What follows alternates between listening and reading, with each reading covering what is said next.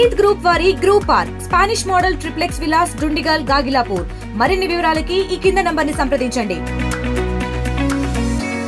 కార్మికుల ఐక్యత వర్ధిల్లాలి. ప్రపంచ కార్మికుల దినోత్సవం నేడు. కార్మికుల స్థితిగతులు ప్రస్తుతం ఎట్లున్నాయి? నిజంగానే కార్మికుల బతుకులు మారాయా? మేధావులు ఏమంటున్నారు?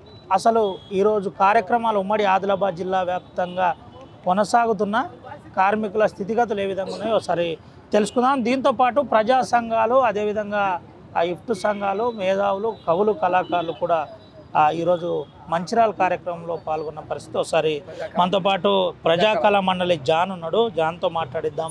లక్ష్మణ్ సార్ ఉన్నాడు, సమ్మయ్య ఉన్నాడు, ఆశన్న వీళ్ళందరూ ఉన్నారు. అయితే ఒకసారి వీళ్ళతో మాట్లాడిద్దాం. అసలు పరిస్థితులు ఏ విధంగా ఉన్నాయో తెలుసుకుందాం. అన్న ఏంది ప్రస్తుత పరిస్థితులు? ముందు పాట ద్వారా చెప్పండి, ఆ తర్వాత మాట ద్వారా. రైట్. ఈరోజు మేడే అంటే ఈరోజు చాలామంది కార్పొరేట్ వ్యవస్థలు ఈరోజు దీన్ని ఒక స్వర్ణోత్సవాలుగా, ఒక పండుగలా జరుపుకుంటూ ఉన్నారు. కానీ మేడే అంటే ఎర్రజెండా అంటే వేలాది మంది కార్మిక వర్గ పోరాటంలో అసూలు బాసినటువంటి హక్కులు, కార్మిక హక్కుల కోసం కొట్లాడి రక్త తర్పణం చేసినటువంటి ఈ జెండా మేడే. కార్మికుల హక్కులు దక్కాలని, కార్మికుల బతుకులు మారాలని, పనికి తగ్గ వేతనం జరగాలని, ఉద్యోగ భద్రత జరగాలని ఇప్పటికి కొట్లాడుతూ ఉన్నాం. అందుకే సుత్తి కొడవలి గుర్తుగా ఉన్న ఎర్రని జెండా ఎగురుతున్నది, ఎర్రని జెండా ఎగురుతున్నది, ఎర్రని జెండా ఎగురుతున్నది. అరే సుత్తి కొడవలి గుర్తుగా ఉన్న ఎర్రని జెండా ఎగురుతున్నది, ఎర్రని జెండా ఎగురుతున్నది, ఎర్రని జెండా ఎగురుతున్నది.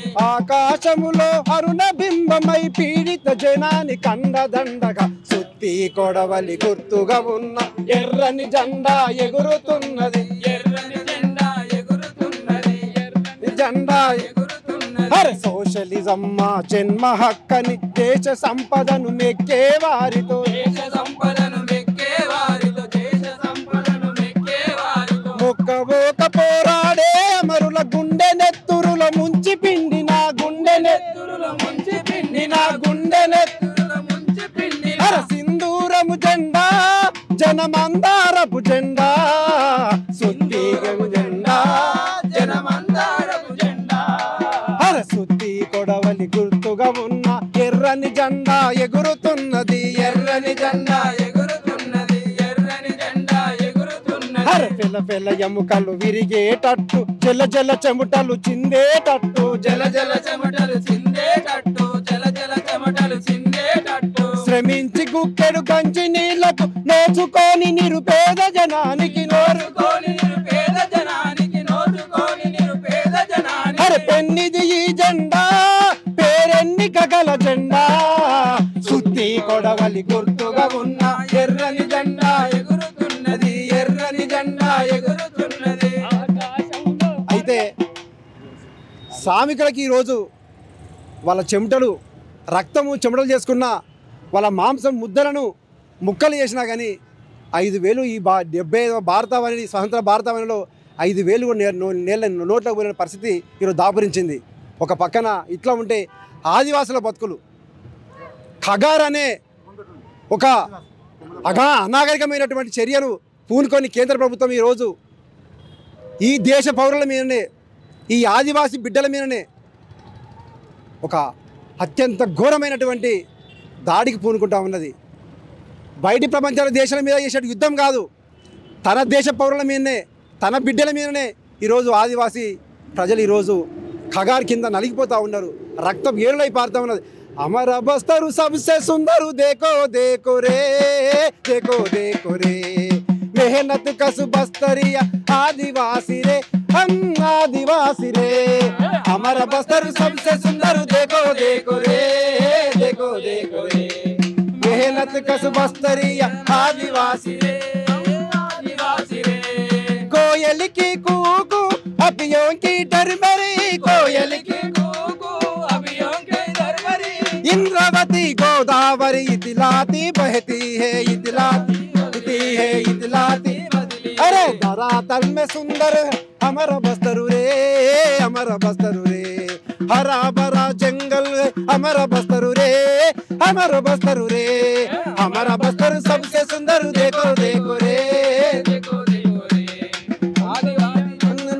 ఆదివాసి రే ఆదివాసి రే ఇట్లాంటి బస్తర్లో ఈరోజు భారత ప్రభుత్వము ఎందుకు లక్షలాది బలగాలను అర్ధ సైనిక బలగాలను తీసుకొచ్చి అక్కడ దాడులు చేస్తూ ఉన్నది.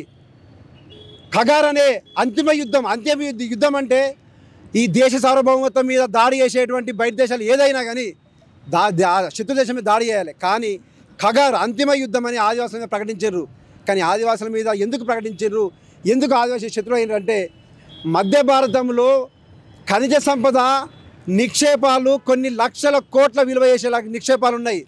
మొత్తం ఈ భారతదేశంలో ఉన్నటువంటి సబ్బండ జాతి బతకడానికి, తినడానికి, ఉండడానికి, జీవించడానికి కావాల్సినటువంటి సంపద ఈ భూమిలో ఉన్నది.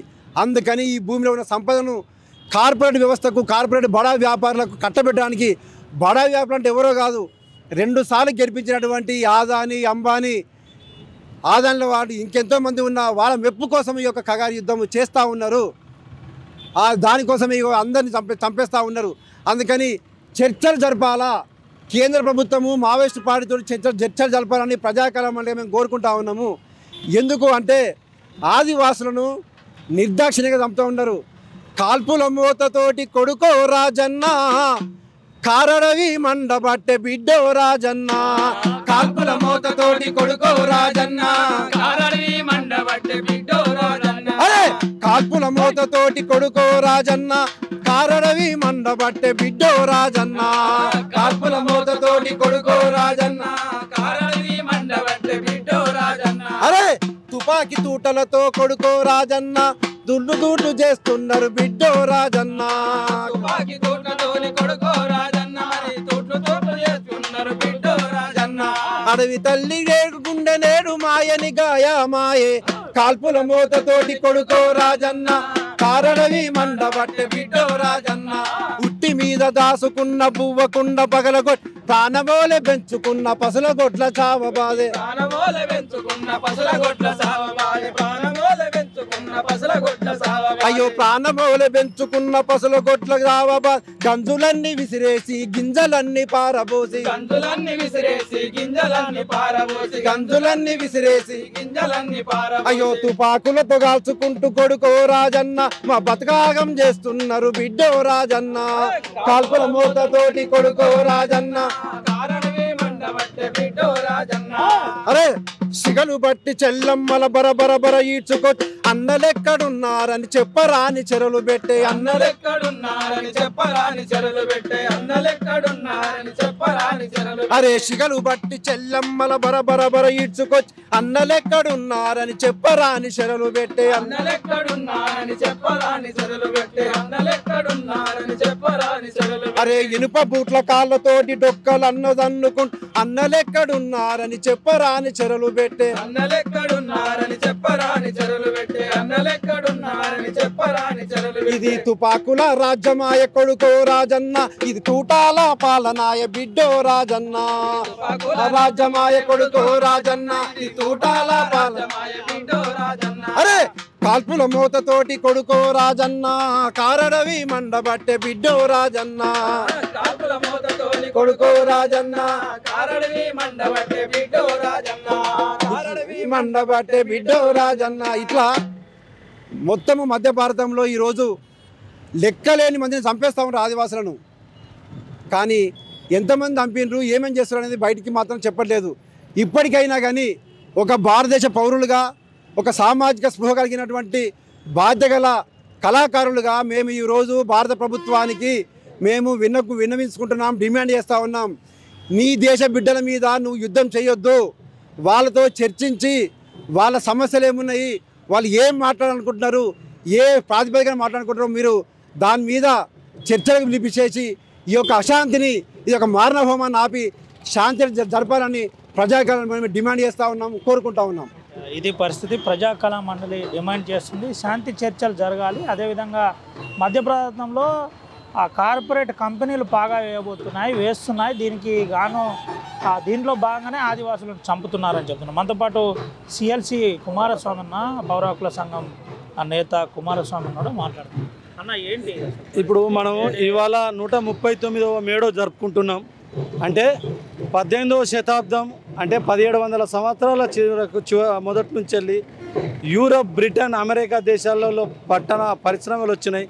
ఆ పరిశ్రమలలో పనిచేయడానికి వచ్చిన కార్మికులను 8 గంటలు కాదు కదా 12 నుంచి 18 గంటలు పనిచేస్తున్న నేపథ్యంలో కుటుంబ సభ్యులను కూడా చూడలేని, వాళ్లకు వేతనాలు ఇవ్వకుండా ప్రమాదాలు జరిగిపోతే చనిపోయినా కూడా పట్టించుకోని స్థితిలో పోరాటాలు చేసిన కార్మిక వర్గం 1886 మే 1వ తారీఖున వాళ్ళు సమ్మె చేస్తే ఆ సమ్మె మీద జరిగిన కాల్పులు, దానికి నిరసనగా మే 4 ఏ మార్కెట్ చికాగో దగ్గర నిరసన చేస్తే జరిపిన కాల్పుల నేపథ్యంలో ఈ చికాగో అమరవీరుల పోరాటంతోనే ఇవాళ ప్రపంచవ్యాప్తంగా మేడే జరుపుతున్నారు.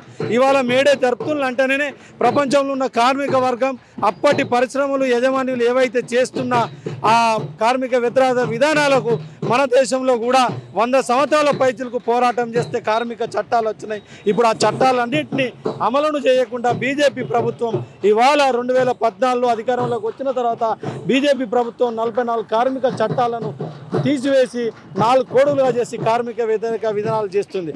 మరీ ముఖ్యంగా ఇవాళ మనం మేడే పక్షాన మనం మాట్లాడుకోవాల్సింది ఏంటంటే మన పక్కనే ఉన్న ఛత్తీస్గఢ్, జార్ఖండ్, మహారాష్ట్ర, గడ్చిరోలి ప్రాంతం, ఒడిశా, మధ్యప్రదేశ్, వెస్ట్ బెంగాల్, తెలంగాణ సరిహద్దుల్లో ఉన్న అటవీ ప్రాంతం. ఈ అటవీ ప్రాంతంలో మనకు తెలుసు ఏదైతే బ్రిటిష్ వాళ్ళు మన దేశంలోకి 1700, 1600 చిల్లర వచ్చినప్పటి నుంచి కూడా అటవీ సంపదన కోసం వాళ్ళు ఫ్యాక్టరీలు పెట్టి రైల్వే లైన్లకు చేస్తే అప్పటి నుంచి ఆదివాసులు పోరాడుతూనే ఉన్నారు. ఆ పోరాటంలో క్రమంలోనే బిర్సా ముండా, అల్లూరి సీతారామరాజు, కొమరం భీముల నేపథ్యంలో ఎంతోమంది పోరాటాలు.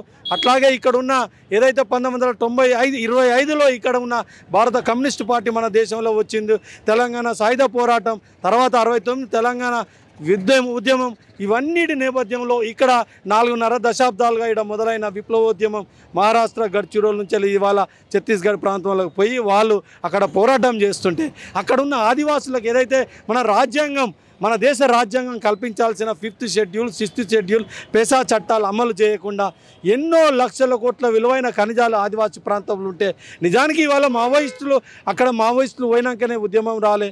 ఎప్పుడో నుంచి కూడా ఆదివాసులు పోరాడుతున్నారు. ఇంతకుముందు మనం చెప్పుకున్నట్టు బ్రిటిష్ కాలం నుంచి బిర్సా ముండా, కొమరం భీం, అల్లూరి సీతారామరాజుల పోరాటాల నేపథ్యంలోనే ఇవాళ ఆదివాసులు అక్కడ చాలా ప్రశాంతంగా శాంతియుతంగా పోరాడుతున్నారు. సుప్రీంకోర్టు కూడా ఎన్నో సందర్భాలలో ఆయుధం పట్టుకున్నారని చెప్పేసి నీ ప్రజలను, నీ ఉద్యమకారులను చంపే హక్కు లేదని ఎన్నో తీర్పులు ఇచ్చినప్పటికీ కూడా మన బీజేపీ ప్రభుత్వం కేంద్రంలో అధికారంలోకి వచ్చినాక తను చేసుకున్న MOUలను తొందరగా అమలు చేయడానికి ఇవాళ 2024 జనవరి 1 నుంచి ఆపరేషన్ కగార్ మొదలుపెట్టిండ్రు.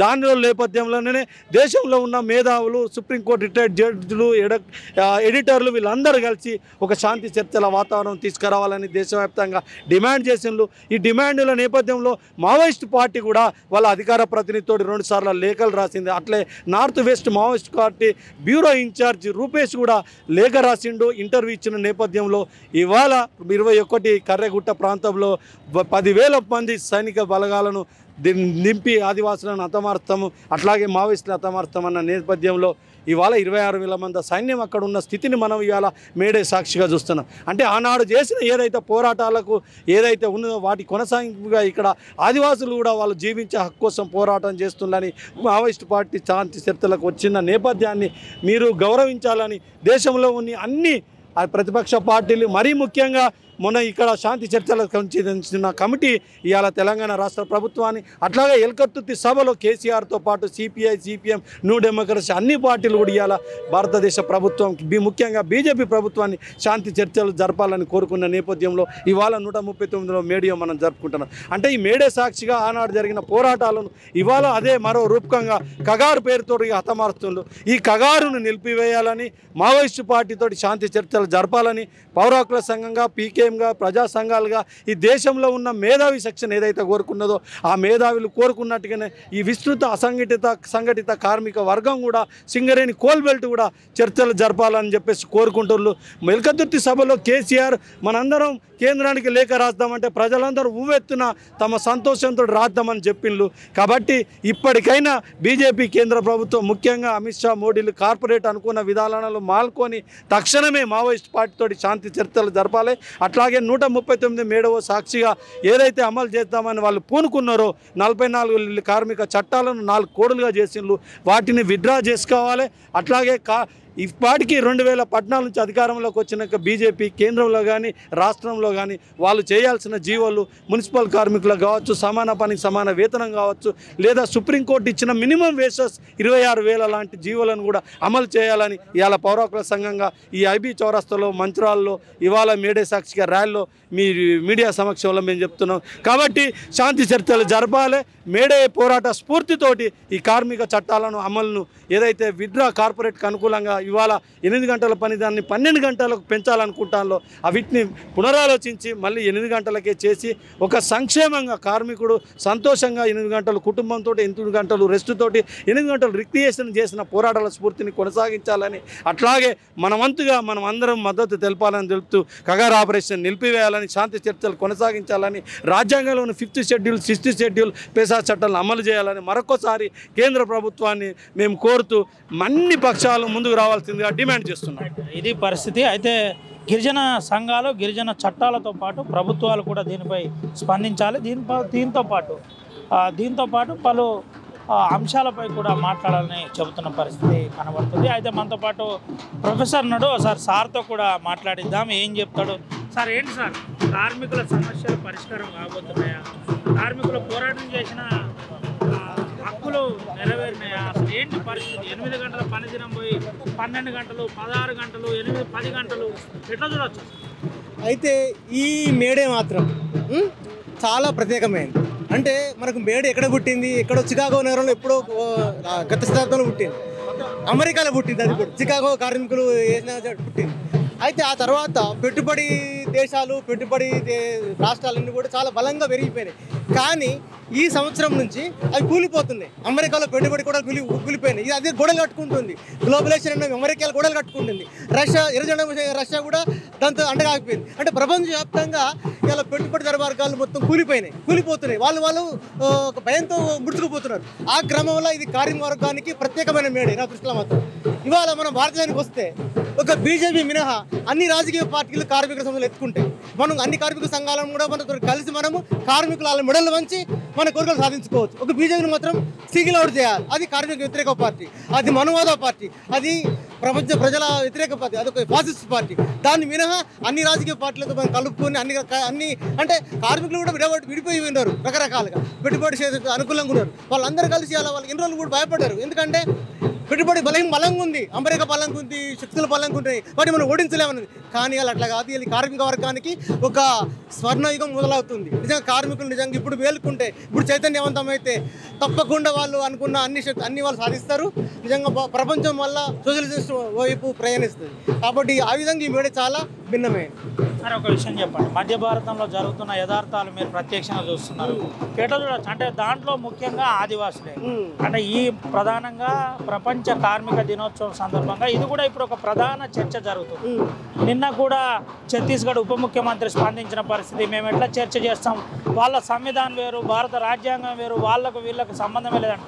మీరైతే ఒక ఇంటలెక్చువల్ ప్రొఫెసర్, ఎట్లా చూడొచ్చు సార్? అంటే ఇప్పుడు ఆ మధ్య భారతంలో జరుగుతున్న ఇష్యూ చూస్తే ఆదివాసులు అంటే మూలవాసులు వాళ్ళే మెయిన్. అసలు భారతదేశానికి వెన్నెముక వాళ్ళు నిజమైన ప్రజలు. ఇది మనం చూసుకుంటే మళ్ళీ సేమ్ వలసవాదం లాగానే ఉంది. ఇవాళ బీజేపీ కూడా ఒక వలసవాద మైండ్ సెట్ దానికి ఉంది. వాళ్ళ సావర్కర్ కూడా బ్రిటిష్ వాళ్ళ బూట్లు నాకి వాళ్ళ మైండ్ సెట్ మొత్తం. అందుకనే వాళ్ళు మన భారతదేశ ప్రజల చేతులు వాళ్ళు బీజేపీ అనేవాళ్ళు. వాళ్ళు ఆదివాసులు కాదు, అందరినీ వాళ్ళు అణచిపెడతారు. ఇవాళ ఆదివాసులే కాదు, మావోయిస్టులు కాదు. ఇప్పుడు మావోయిస్టులు అంటే ఆదివాసులు ప్రజల పట్ల, కార్మికుల పట్ల ఉన్నారు. కాబట్టి ఏదైతే అమెరికా కోరుకుంటుందో ఒక ఎర్ర జెండా పోవాలా, కార్మిక వర్గం వెళ్ళిపోవాలని చెప్పి అమెరికా కోరుకుంటుంది, అన్ని ప్రపంచ పెట్టుబడులను కోరుకుంటారు. దాంట్లో భాగంగానే బీజేపీ చేస్తుంది. ఇలా ప్రత్యేకం కాదు. కాబట్టి మధ్య భారతలో ఆదివాసులను కానీ మావోయిస్టులను కానీ ఇలా ప్రజలు కాపాడుకోవాలి. అది వాళ్ళ బాధ్యత. దాంతో వాళ్ళ భవిష్యత్తు ముడిపడింది. ఫైనల్గా ఏం చెప్పబోతున్నారు ఈ అంశం ఓవరాల్ అంశాలు?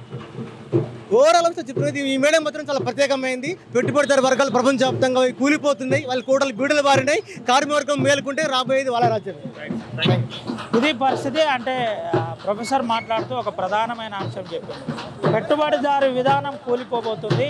ప్రపంచవ్యాప్తంగా ఈ పెట్టుబడిదారు విధానం పరిస్థితి ఇప్పుడు గందరగోళంలో ఉన్నది. ఇదే సమయం ఈ మేడే ప్రత్యేకత కాబట్టి మీరు ఖచ్చితంగా దీనిపై మేల్కోవాలని చెబుతున్న పరిస్థితి. దీంతోపాటు ఆదివాసులు, మూలవాసులు, అదేవిధంగా భారత కమ్యూనిస్టు పార్టీ కావచ్చు, ఇటు సోషలిజం కావచ్చు, ఇదంతా కూడా రక్షించుకోవాల్సిన బాధ్యత భారత పౌరుల మీద ఉన్నది. పోరాటాలు భారతదేశంలో ముందు నుంచి ఉన్నాయి కాబట్టి దీనికి సంబంధించిన అంశంలో కార్మిక దినోత్సవం ఈసారి ఆ ప్రత్యేకత అని ప్రొఫెసర్తో పాటు పలు సంఘాల నాయకులు చెబుతున్న పరిస్థితి కనబడుతుంది. Vote studio. మరిన్ని వీడియోస్ కోసం ఛానల్ ని సబ్స్క్రైబ్ చేయండి. లేటెస్ట్ అప్డేట్స్ కోసం వాట్సాప్ ఛానల్ ని ఫాలో అవ్వండి. అండ్ లింక్ డిస్క్రిప్షన్ లో ఉంది.